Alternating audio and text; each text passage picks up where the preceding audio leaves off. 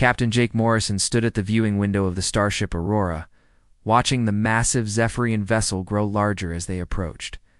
The alien ship was 3 times the size of his own, covered in strange blue metal that seemed to glow in the starlight. He'd seen pictures before, but seeing it in person made his stomach feel tight with nerves. "Captain, we'll be docking in 15 minutes, said Amy Parker from the communications station. Her voice was steady, but Jake could hear the worry underneath. This mission was important for Earth. If they failed here, humans might never get another chance to trade with the Zephyrian Empire. Jake turned away from the window and looked at his small team. Lisa Bell sat at her desk, reading through cultural notes one more time. She was their expert on alien customs, and she looked more nervous than Jake had ever seen her. Tony Rodriguez checked his sidearm for the 5th time in 10 minutes. Security Chief Tony, always worried about protecting the team, but today his jaw was clenched tighter than usual. Remember, Lisa said, without looking up from her tablet, the Zephyrians value formality above everything. We bow when we meet them. We wait for them to speak first.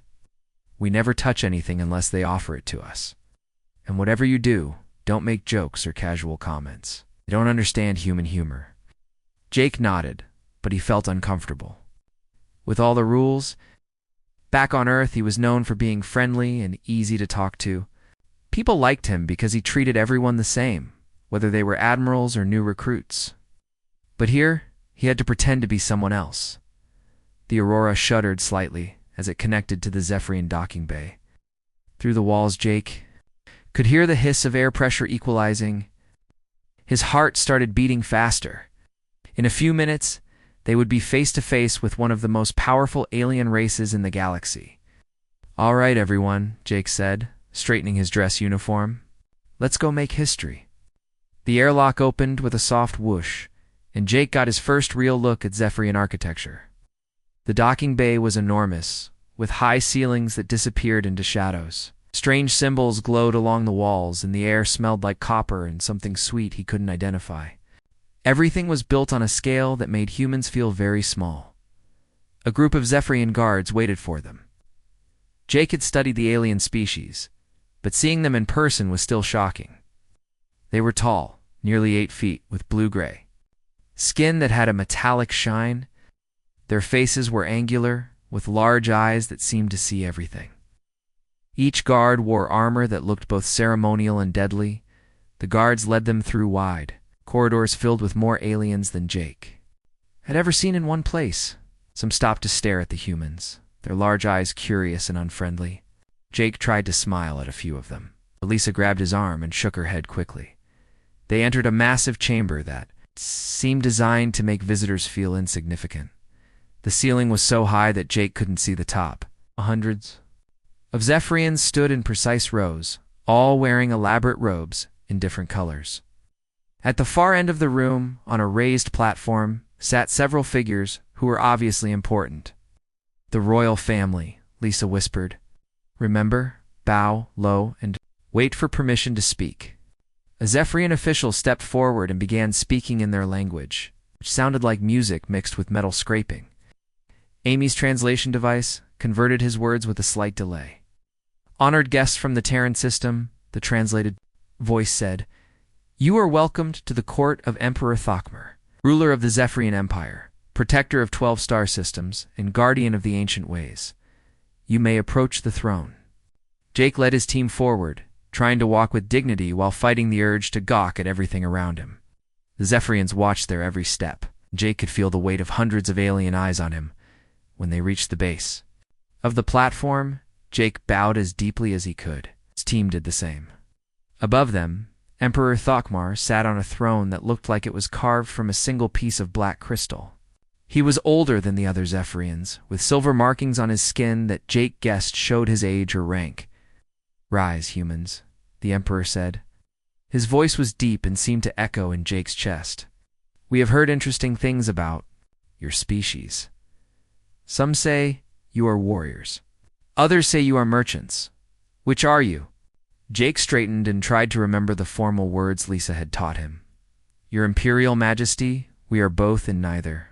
We are explorers and friends, seeking to learn from the great Zephyrian Empire and to offer our own friendship in return. Emperor's expression didn't change, but Jake thought he saw approval in the alien's large eyes. Well spoken. We shall consider your words. But first, you must meet our daughter, Princess Verithek, who will speak for us in these negotiations. A figure stepped forward from behind the throne, and Jake felt his breath catch in his throat. Princess Verithek was unlike any Zephyrian he had seen. Her skin had a blue shine that seemed to glow from within, and her silver eyes were bright. With intelligence, she moved with perfect grace, and even by human standards, she was incredibly beautiful. Her ceremonial robes were white and gold, and a crown of twisted metal sat on her head. The princess approached them with measured steps, her chin held high with royal pride. When she stopped in front of Jake, she looked directly into his eyes, without blinking. Jake felt a strange mixture of nervousness and admiration. He had met important people before, but never anyone who carried themselves with such natural authority. Princess Verithok, Jake said, bowing again. When he straightened, he found himself smiling despite Lisa's warnings about formality. Princess was not only beautiful, but had a presence that demanded respect. Without thinking, Jake let his natural friendliness take over. "Hey there, beauty queen," he said with a warm grin. The words left his mouth before he could stop them. The massive chamber fell silent so suddenly that Jake could hear his own heartbeat. Every Zephyrian in the room turned to stare at him. Some gasped. Others made angry sounds in their throats. Princess Verithaka's silver eyes went wide with shock, then narrowed with fury. Her perfect posture became rigid, and her hands clenched into fists at her sides. The temperature in the room seemed to drop 10 degrees. "Watch your mouth, Terran," she snarled, her voice cutting through the silence like a blade.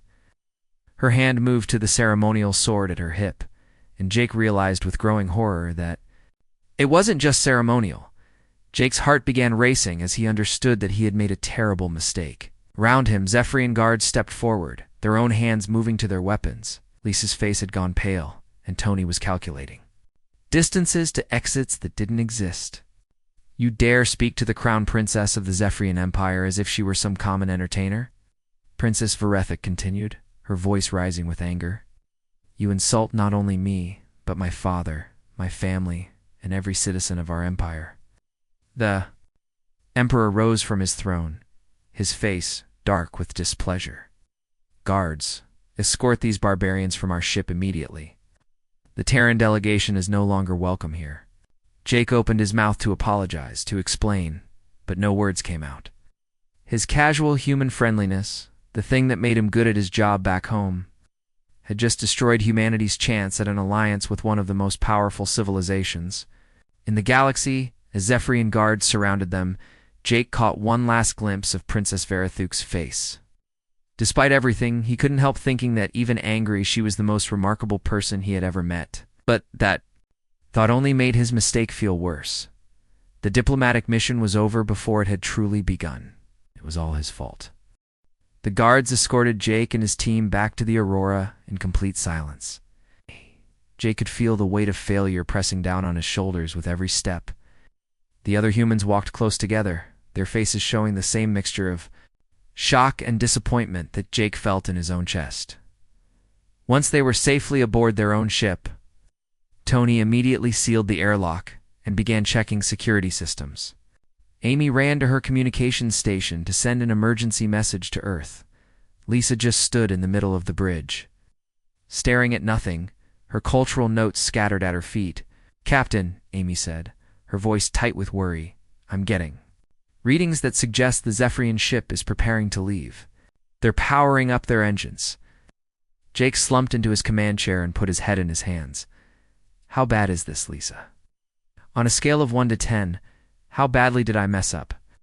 Lisa picked up her scattered papers with shaking hands. "Jake, don't think there is a scale big enough," but she said to the princess, calling her a beauty queen. In Zephyrian culture, that's either a challenge to personal combat or a marriage proposal. Both require specific ceremonies and permissions that can take months to arrange. A marriage proposal? Jake looked up in shock. "I was just trying to be friendly." To them, commenting on a royal's physical appearance without proper rank acknowledgement, is one of the worst insults possible, Lisa continued. It suggests either that you think she's beneath you or that you're claiming the right to court her. Both are punishable by death in their society. Tony stopped his security checks and walked over to them. So what you're saying is that Jake accidentally either insulted the princess or asked her to marry him, and now they want to kill us? That's exactly what I'm saying, Lisa replied, her voice hollow. Jake stood up and began pacing around the bridge. His mind was racing, trying to think of some way to fix this disaster. There has to be something we can do. Some way to apologize or make this right? Jake, I've been studying their culture for 3 years, Lisa said. I've never read about anyone recovering from this kind of mistake. The best thing we can do is leave quickly and hope they don't follow us. But Jake wasn't ready to give up. He'd been chosen for this mission because he was good at talking to people, at finding common ground even in difficult situations. Surely, there had to be a way to reach the Zephyrians, to make them understand that his words came from ignorance, not malice. Meanwhile, aboard the Zephyrian ship, Princess Verothik stood in her private chambers, staring out at the stars. Her anger was still burning hot in her chest, but underneath it was something else, something she didn't quite understand. Commander Kethfer, her personal advisor and the closest thing she had to a friend, entered without knocking. It was a privilege he had earned through years of loyal service. Princess, the human ship is still docked, he said. Should I order them to leave immediately? Verothok didn't turn around. What do you make of them, Kethfer? The humans, I mean? The commanders? Expression showed his surprise at the question. They are barbarians, Princess. Crude and uncivilized. The captain's behavior proved that beyond doubt, and yet, Verothak said slowly, he looked directly at me when he spoke, no fear in his eyes. Most species can barely stand to be in the same room as a Zephyrian royal without trembling. Fear is respect, Princess. These humans clearly have no respect for our ways. Verothok finally turned to face her advisor. Or perhaps they simply don't know our ways. Tell me, Kethfer, what do you know about human customs? Very little, Princess. They are a young species, barely off their home world. What is there to? No, I've been reading the intelligence reports, Verothok said, walking to her desk where several data tablets lay open. These humans, they've been fighting the Krill Raiders for the past 2 years. Small ships, inferior weapons, but they keep winning battles they should lose. Kethfer frowned. The Krill are dangerous enemies. If the humans can defeat them, perhaps they are not as weak as they appear. That's what I'm wondering, Verothak said. And there's something else. When the captain spoke to me, his words were crude, yes, but there was no calculation behind them. No political motive. It was just ... honest reaction. Honest stupidity, Kethfer corrected. When was the last time anyone spoke to me honestly, Kethfer? When was the last time someone looked at me and saw just a person, not a title or a political opportunity? The commander looked uncomfortable with the direction of the conversation. Princess, surely you're not considering showing mercy to these barbarians? Before Verothok could answer, another Zephyrian officer entered the chamber. Princess, forgive the interruption, but Emperor Thokmer requests your presence in the council chamber. He wishes to discuss the human situation. Verothok nodded and followed the officer, leaving Kethfer behind with his concerns. In the council chamber, Emperor Thakmer sat with his senior advisors, all of whom looked grim. The emperor's expression was unreadable, but Verothak could see the calculation in his eyes. Daughter, the emperor said we have a decision to make regarding these humans. I assumed we'd already decided, Father. Send him away in disgrace. Ups. The emperor said slowly, but I have been reviewing the intelligence reports about this species. They are crude and ignorant, yes, but they have been surprisingly effective against our mutual enemies. One of the advisors, an elderly Zephyrian, named Mortek, spoke up.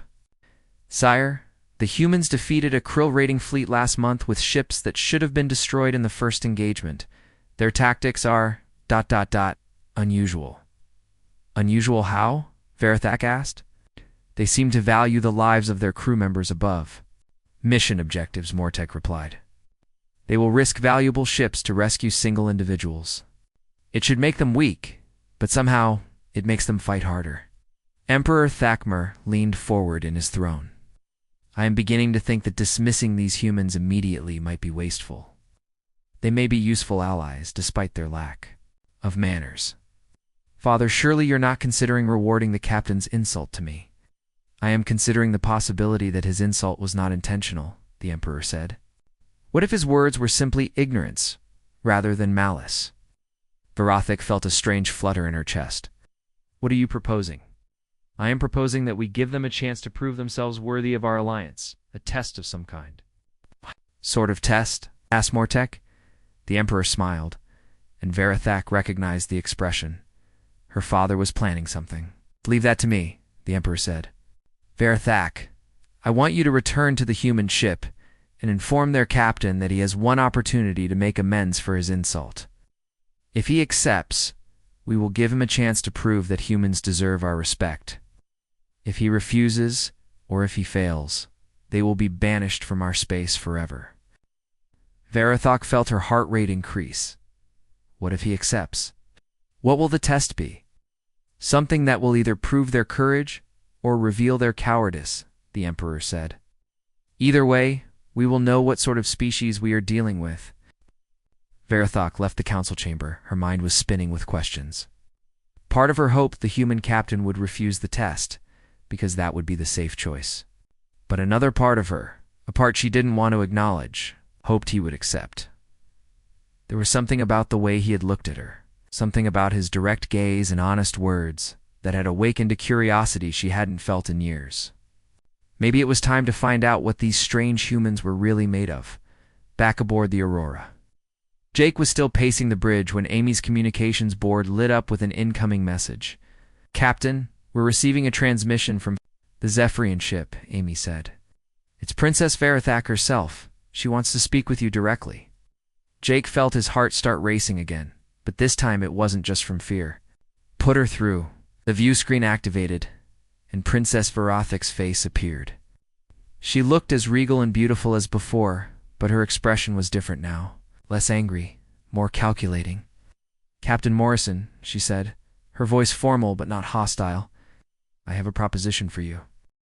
Jake stared at Princess Varathik on the view screen, his heart pounding in his chest. Her silver eyes seemed to look right through him, and he could feel his team holding their breath behind him. What kind of proposition? Jake asked, trying to keep his voice steady. My father, Emperor Thakmer, has decided to give you one chance to prove that humans deserve our respect, the princess said. One test. If you succeed, we will consider the alliance. If you fail, you will be banished from our space forever. Lisa stepped forward quickly. Your Highness, may we ask what this test involves? Princess Varathak's gaze shifted to Lisa, then back to Jake. The test is not for your cultural advisor, Captain Morrison. It is for you personally. You made the insult, so you must face the consequences. Jake felt his mouth go dry. I have to do? You will participate in a traditional Zephyrian hunt on the moon Thyric? It is a rite of passage that our young warriors must complete before they can be considered adults. You will have 2 guides and basic equipment. The hunt lasts 3 days. If you survive and return with proof of your courage, the insult will be forgiven. Tony moved closer to Jake's chair. Captain, this sounds like a trap. How do we know they won't just leave you there to die? Princess Varathek's expression hardened. We are not without honor, Security Chief Rodriguez. If Captain Morrison accepts the challenge, he will be given a fair chance to succeed. But I will not lie to you about the dangers. The crystal forests of Thyric have claimed the lives of many Zephyrian warriors. It is not a test designed for soft Terrans. Jake could hear the challenge in her voice, the assumption that humans were too weak to survive what Zephyrian warriors faced. Something about her tone made his spine straighten with determination. I accept, Jake said, before anyone could stop him. Jake, no. Lisa grabbed his arm. You don't understand what you're agreeing to. Let me research this first, find out exactly what's involved. But Jake was already standing up, his mind made up. Princess, when do we begin? For the first time since he had met her, Princess Verathak looked surprised. You accept immediately? Without knowing the details? Without consulting your advisors? I trust you to give me a fair chance, Jake said. That's all I need to know. Something flickered in the princess's silver eyes, an expression Jake couldn't read. Very well. You will transport to our ship in 1 hour. Bring only basic survival gear. The hunt begins at dawn on Thyric. The screen went dark and Jake turned to face his team. Lisa looked like she wanted to hit him. Tony was already moving toward the equipment lockers. Amy just stared at him with wide eyes. Jake, you're insane, Lisa said. We don't know anything about this moon, or what kind of creatures live there, or what the Zephyrians consider proof of courage. Then help me get ready, Jake replied. 1 hour isn't much time. Tony returned with a survival pack and Jake's sidearm. Captain, I should come with you. This is a security matter. Princess said I could have 2 guides, but they'll be Zephyrians. I don't think they'll let me bring my own security team. Then let me go instead of you, Tony insisted. I'm trained for this kind of thing. Jake shook his head. I made the mistake, Tony. I have to fix it. An hour later, Jake found himself in a Zephyrian shuttle, flying toward the moon Thyrak. Beside him sat 2 Zephyrian warriors who had been assigned as his guides. One was named Veltar, a young warrior who looked like he was barely out of training himself. The other was Zorkon, an older soldier with scars on his arms and a permanent frown. Ow. Tell me about the crystal forests, Jake said, trying to break the uncomfortable silence. Veltar glanced at Zorkon, who nodded slightly. The forests are made of living crystal formations that grow like trees, Veltar explained. They create a maze that changes constantly. Many creatures live there, most of them dangerous? What kind of creatures? Crystal wolves that hunt in packs, Zorkon said, his voice rough. Shadow cats that can become invisible. Stone bears that are nearly impossible to kill. Worse things that don't have names. Jake felt his stomach twist with nerves, but he tried not to show it. What exactly do I need to do to pass this test? I'll survive 3 days, Beltar said. Return with proof that you face danger with courage. The exact nature of the proof will depend on what we encounter. Have many humans attempted this test before? Zorkon made a sound that might have been laughter. You are the first human to set foot on Thruk-Turan. Most species are too smart to try. The shuttle landed on Theorak's surface just as the sun was rising. Jake got his first look at the crystal forests, and his breath caught in his throat. Massive formations of blue and silver crystal stretched as far as he could see, some as tall as Earth's redwood trees. The crystals caught the morning light and threw it back in brilliant patterns that hurt his eyes to look at directly. Beautiful, Jake murmured. Beautiful and deadly, Zorkon corrected. The crystals can cut through armor. Some of them emit sounds that can drive you mad. Others explode without warning. Stay close to us and touch nothing unless we tell you it's safe. They entered the forest in single file, with Zorkon leading and Veltar bringing up the rear.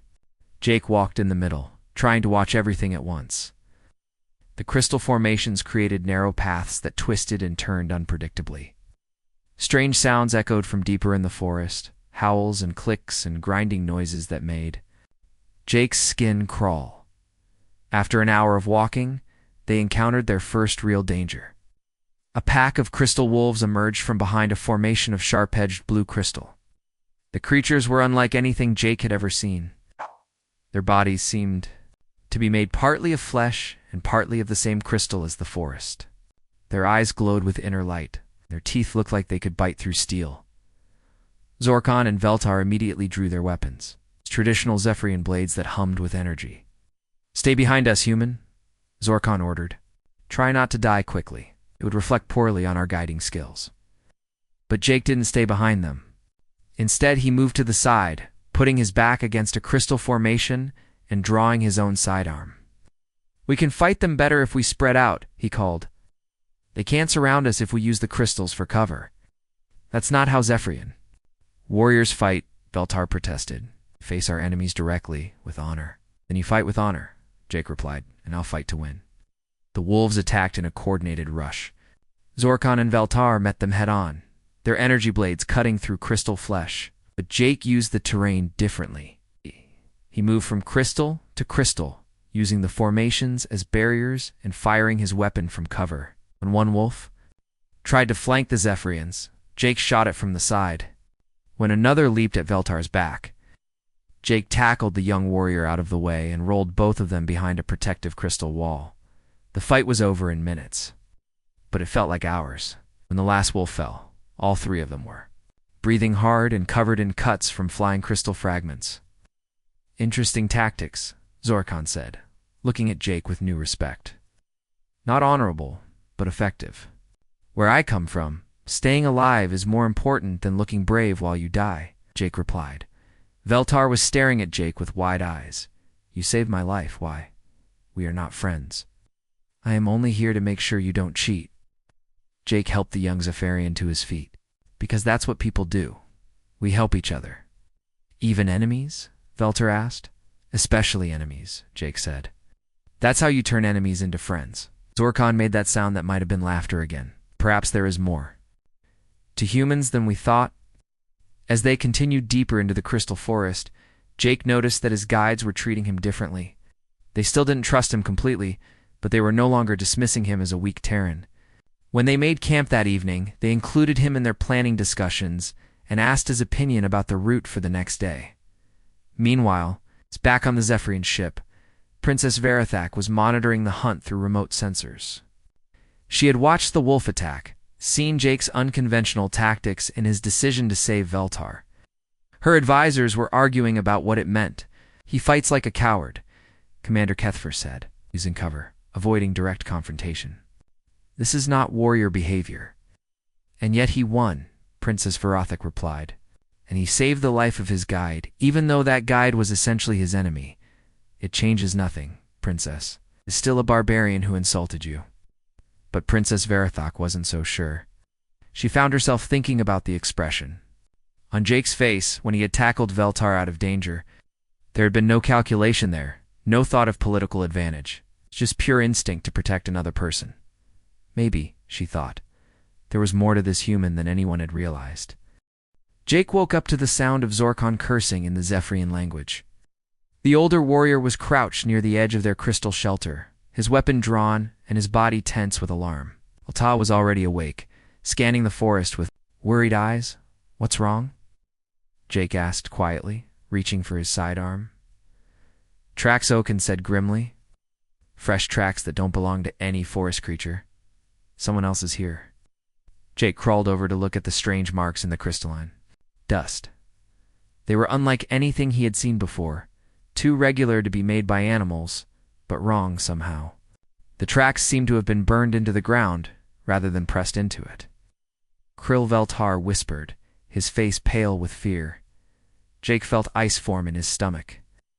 The krill were the most dangerous species in known space, parasites that consumed entire civilizations.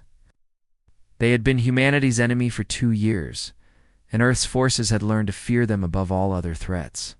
How many? Jake asked. Zorkon studied the tracks more carefully. A scouting party, perhaps 6 or 7. But what are they doing here? Thurek is deep inside Zephyrian space, scouting for a larger invasion, Jake said, his military training. Taking over, they're mapping your defenses, looking for weak points. We need to return to the ship immediately, Veltar said. This hunt is over. We must warn the fleet.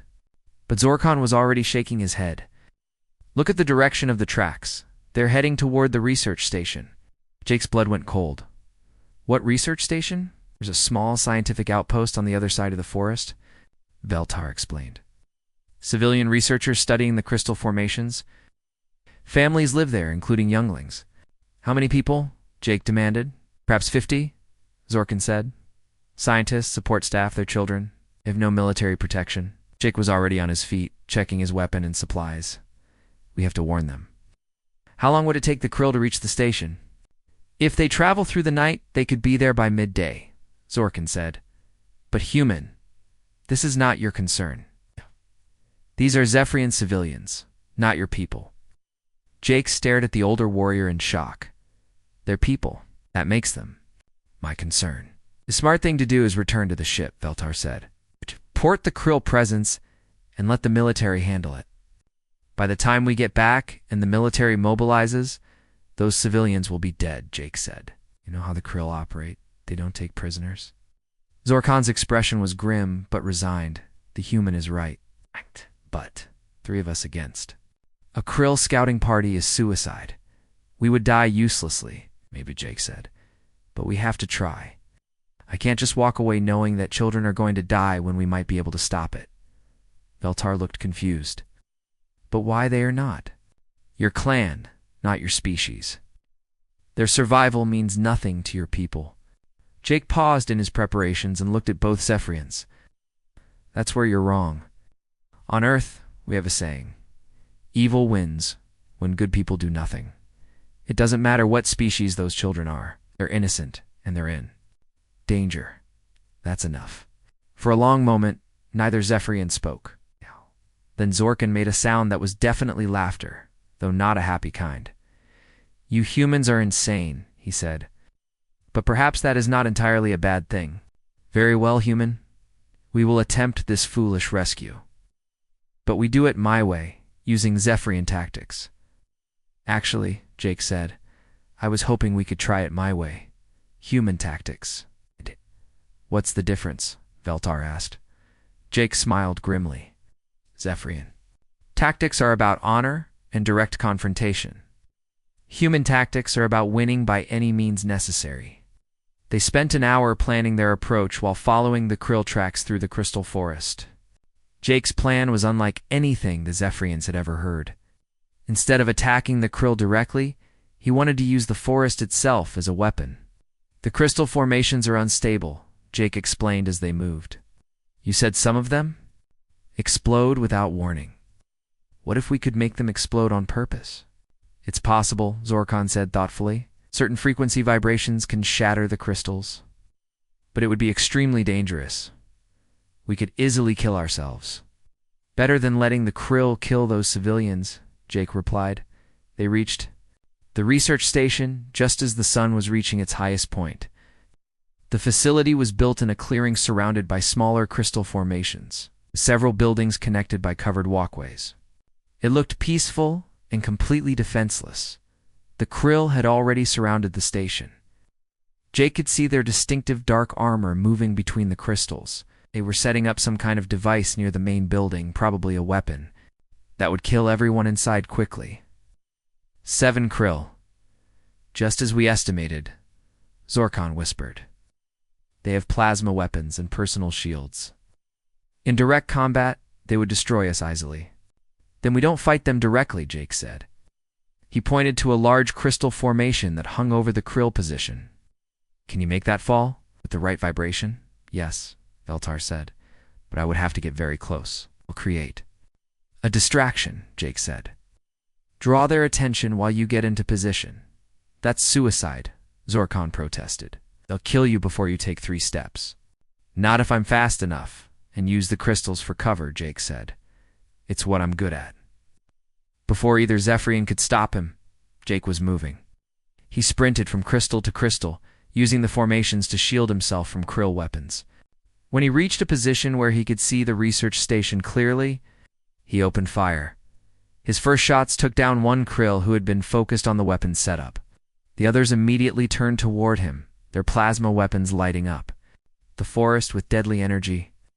Jake rolled behind a thick crystal wall, just as the space where he had been standing exploded in white-hot fire. The distraction worked. While the Krill were focused on Jake, Veltar moved into position near the hanging crystal formation. But something went wrong. A Krill spotted the young Zephyrian and fired. Veltar cried out and fell, clutching his leg. Without thinking, Jake abandoned his cover and ran toward Veltar. Plasma bolts scorched the air around him. But he reached the wounded Zephyrian and dragged him behind a protective crystal barrier. Are you insane? Veltar gasped through his pain. You could have been killed. So could you, Jake replied, examining. The wound? Can you still trigger the crystal collapse? Yes, but I need to get closer. And let's go, Jake said, helping Veltar to his feet. Working together. They reached the base of the hanging crystal formation. Veltar placed his hands on the crystal surface and began generating. It's a specific vibration frequency that would cause a catastrophic collapse. Jake provided covering fire, keeping the krill at bay. The crystal formation began to shake and glow with dangerous energy. "Everyone get back," Zorkan shouted from his position. The collapse was spectacular and terrifying. Tons of crystal crashed down on the krill position, crushing 3 of them instantly and scattering the others. In the confusion that followed, Zorkan attacked from the side, his energy blade cutting down to more krill before they could react. The last 2 krill retreated into the forest, as the immediate threat was over. The research station was safe, as Jake helped Veltar toward the station's medical facility. He noticed something that made his heart stop. A small Zephyrian child, no more than 6 years old by human standards, was standing near the main building. The child had silver skin and large eyes full of curiosity rather than fear. "Thank you, brave warriors," the child said in accented but understandable English. "You saved my family." Jake knelt down to the child's level. "What's your name?" "M. Cordal," the child said proudly. "Prince Cordal." "Princess Verathek is my cousin." Jake felt his world shift. He had just risked his life to save Princess Verathek's family member, and he hadn't even known it. More importantly, he realized that it wouldn't have mattered if he had known. He would have done the same thing for any child, royal or common. "It was our honor, Prince Cortel," Jake said seriously. "That's what friends do for each other." As medical teams from the research station treated Veltar's wound, Jake looked back at the crystal forest where the battle had taken place. He had come to Thyrak to prove his courage in a traditional hunt. Instead, he had found something much more important: the chance to show that humans would fight and die for strangers. Simply because it was the right thing to do, he had no way of knowing that Princess Verathok was already on her way to Thyrak, having received the emergency signal from the research station. When she learned what had happened, her understanding of humans and of Jake Morrison would change forever. Jake woke up in a bed that was too soft and too warm. For a moment, he couldn't remember where he was. Then the events of the past few days came flooding back. The crystal forest, the krill attack, the rescue of the research station. He tried to sit up and immediately regretted it as pain shot through his left shoulder. "You should rest," said a familiar voice. Jake turned his head and saw Princess Verathok sitting in a chair beside his bed. She was wearing simple clothes instead of her royal robes, and her silver eyes looked tired but gentle. "Princess," Jake said, struggling to sit up despite the pain. "I didn't know you were here." "Lie still," she said firmly. "Ack! You have a plasma burn on your shoulder and several cuts from crystal fragments. The doctors say you were very lucky." Jake looked around and realized he was in the medical bay of the research station. Through the window, he could see Zephyrian medical ships landed. Outside, along with several military vessels. "How long have I been unconscious?" he asked. 2 days, Princess Verathek replied. "I arrived yesterday after receiving the emergency signal from the station. I have been here since then, reading the reports of what happened." Jake felt embarrassed. That she had been watching over him while he slept. "You didn't need to stay. I'm sure you have more important things to do." "Actually, I don't," she said. "The most important thing I can do right now is understand what happened here. Tell me, Captain Morrison, why did you abandon your trial too?" "Fight the krill." Jake was quiet for a moment, trying to find the right words. There were innocent people in danger, children. I couldn't just walk away, even though those children were not human. Even though saving them meant you might fail your test and doom the alliance between our peoples? "Yes," Jake said simply. "Some things are more important than politics." Princess Verathek leaned back in her chair, studying his face. "Zorkan told me something interesting. He said, you risked your life to save Veltar during the battle, even though you barely knew him. Anyone would have done the same thing." "No," she said quietly, "they would not. Most species in the galaxy would have let him die to improve their own chances of survival. It would have been logical, practical." Jake frowned. "Maybe logical, but not right. That word right, you humans use it often." "What does it mean to you?" Jake thought about the question. It seemed so obvious to him, but he realized that maybe it wasn't obvious to everyone. "It means doing what you know is good, even when it's hard or dangerous. Oh. It means protecting people who can't protect themselves. It means that every life has value, no matter who they are or where they come from.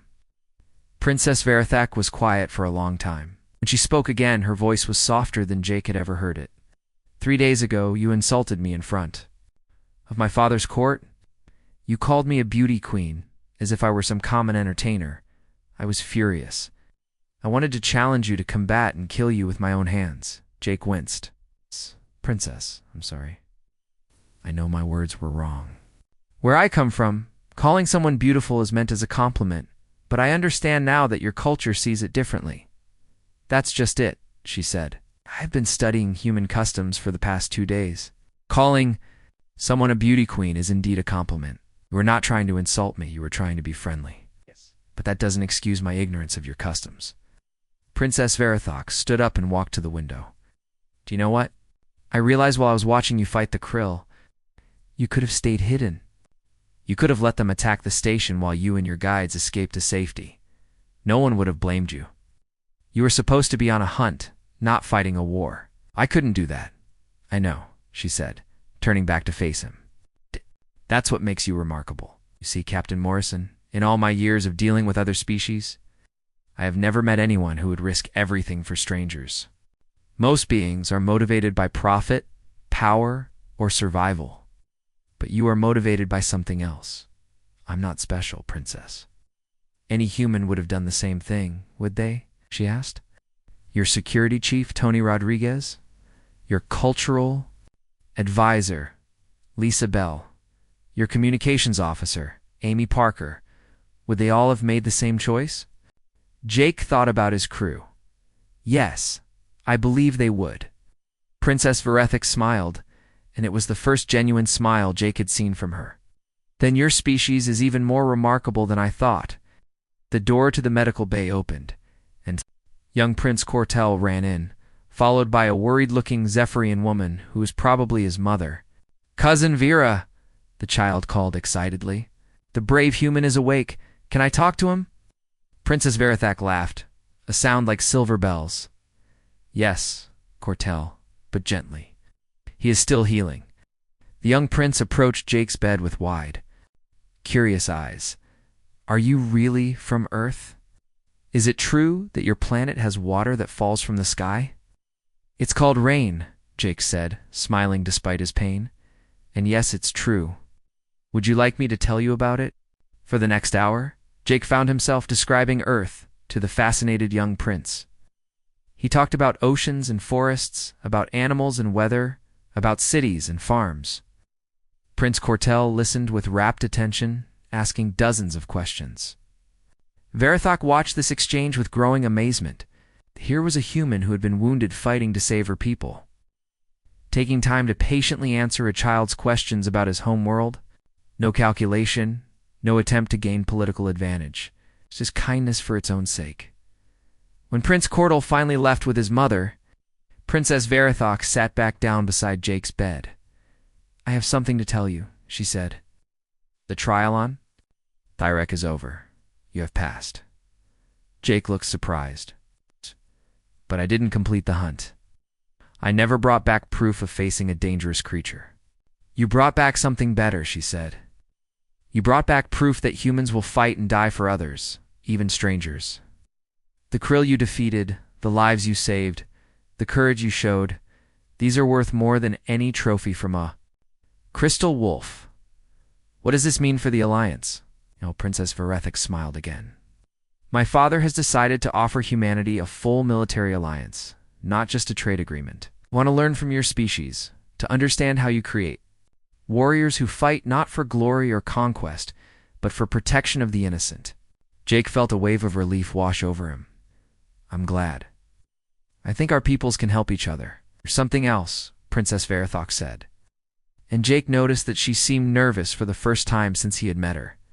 I have requested permission to join your diplomatic mission as a cultural exchange officer. I want to visit Earth to see the world that produces people like you. Jake's heart began beating faster. It's wonderful news. Earth would be honored to receive you. Would it? She asked. Even after I called you barbarians and tried to have you banished? Princess, 3 days ago, you had every right to be angry with me. But you gave me a chance to make things right, and you've been fair and honorable throughout this whole process. I would be proud to show you my world." Princess Verathok stood up and walked toward the door. Before leaving, she turned back one more time. "Captain Morrison, I have one more question. When you first saw me in my father's court, when you called me a beauty queen, what were you really thinking?" Jake felt his face grow warm. "Honestly, I was thinking that you were the most remarkable person I had ever met. Beautiful, yes, but also intelligent and strong and regal. I wanted to get to know you better, but I didn't know how to say that properly." For a moment, Princess Verathok's formal composure slipped, and Jake caught a glimpse of something softer. "Underneath, perhaps," she said quietly, "you could teach me more about human customs during the journey to Earth, and I could teach you about Zephyrian ways. I'd like that very much, Your Highness." "Verathek," she said. "When we are alone, you may call me Verathek." After she left, Jake lay back in his bed and stared at the ceiling. 3 days ago, his casual comment had nearly destroyed the hopes for an alliance between their peoples. Now, that same comment had led to something he had never expected, the beginning of understanding between two very different species. And perhaps something even more precious between two very different people. Outside his window, he could see the Aurora docked beside the Zephyrian ships, preparing for the journey back to Earth.